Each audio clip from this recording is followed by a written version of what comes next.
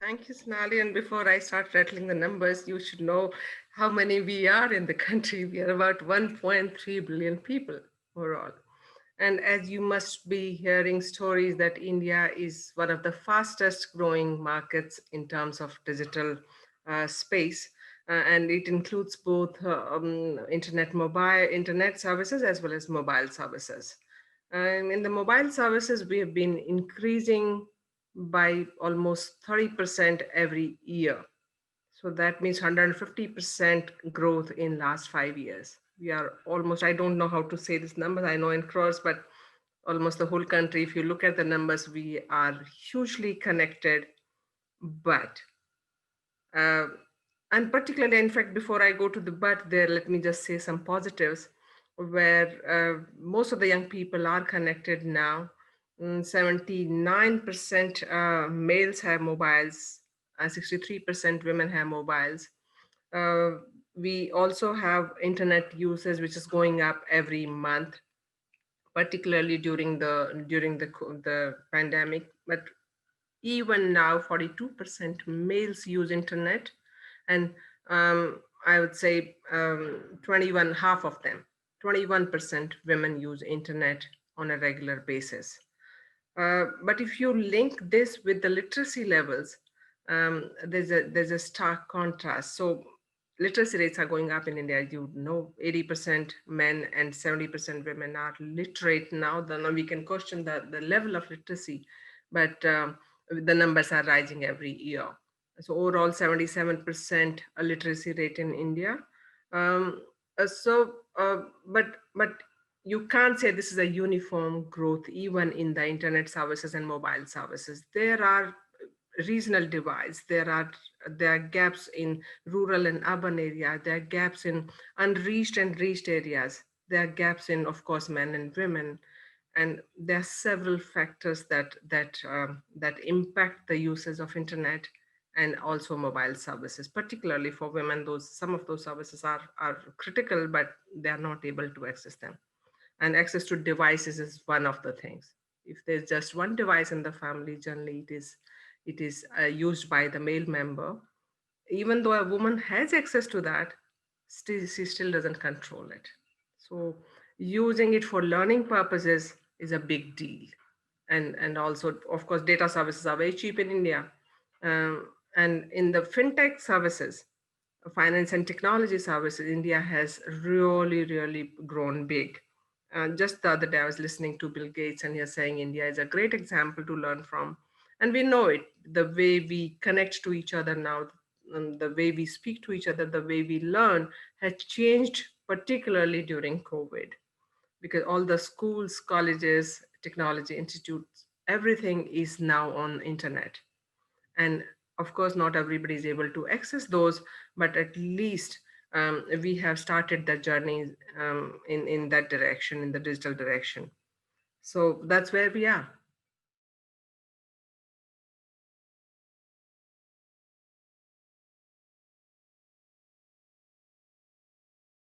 So Odisha is one of the eastern states in India, and we, under the Second Chance Education Program, we are working in 4 states. And in the 4 states, we are working in 3 districts in each state. Some of these districts, in fact, 8 of these 12 districts that we are working in are called aspirational districts. And when I'm saying aspirational districts, these are some of the districts in the country which are most backward in terms of human development indices. That means, and particularly on gender issues, there's a huge gap there in terms of learning, education, economic opportunities, industry presence, education institutions. So these are the districts where government is putting renewed focus on developing these areas. So these are not necessarily resource crunched areas. Some of them are have a lot of mines, have a lot of minerals there. So not mines, minerals there, and very rich in terms of culture, but they have not been developed because of infrastructure. Odisha is also one of those states. Fortunately for us now, Odisha has a very progressive state government, and it is in that sense getting easier for us to work there. Uh, Many women are illiterate. Of course, 20% is a general figure, but in these states, the literacy levels are much lower. And for women, and the districts where we are working, women don't have many opportunities.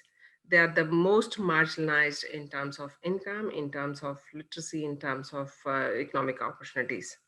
In that context, what we are trying to do is to bring some of those women back to education, skilling, and enterprise.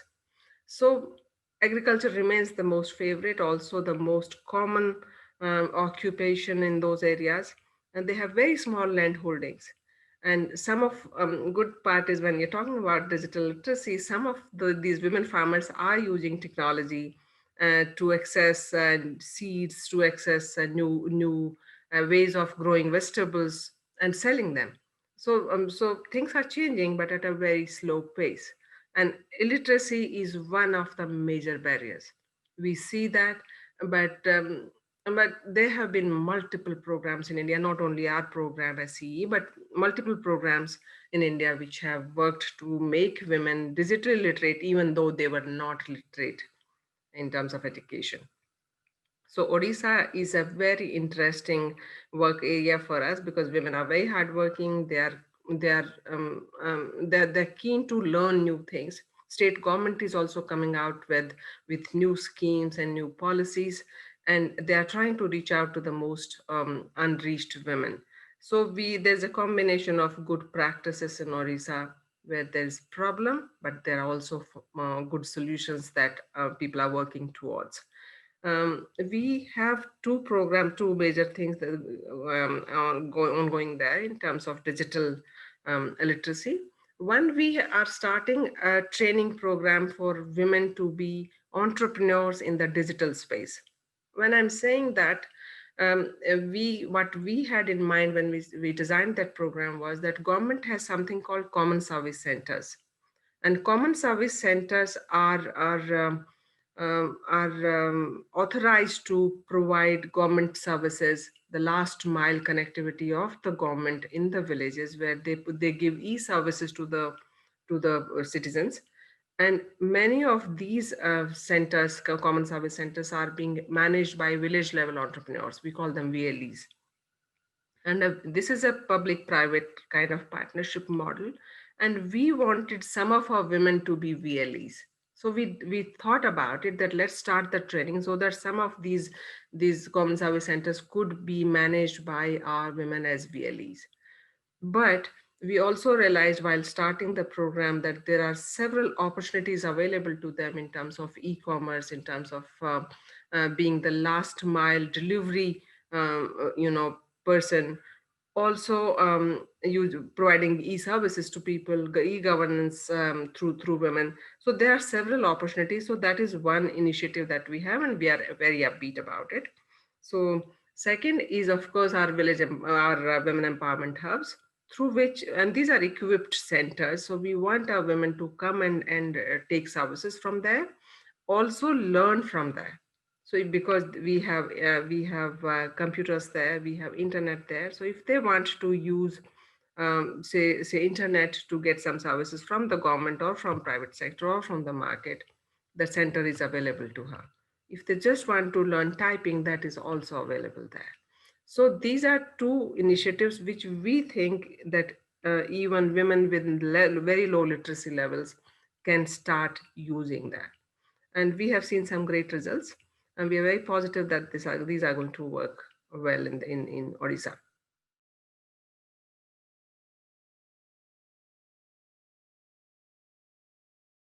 So the common service centers are being managed by government under the Department of Electronics. Digital Empowerment Foundation is an NGO which has been working in the digital space in rural areas for the longest time in India. There was a large program in India supported by Google and Tata Trust. Tatas are the big industrialists in the country, and they spend a lot of money and time in for community initiatives. So both these organizations came together and ran a program called Internet Sathi. Sathi is a friend. So they were training rural women, rural illiterate women in using internet. It was a hugely successful program, and millions of women benefited from this. Of course, it didn't reach the scale that India desires, but it was hugely successful in reaching out large numbers.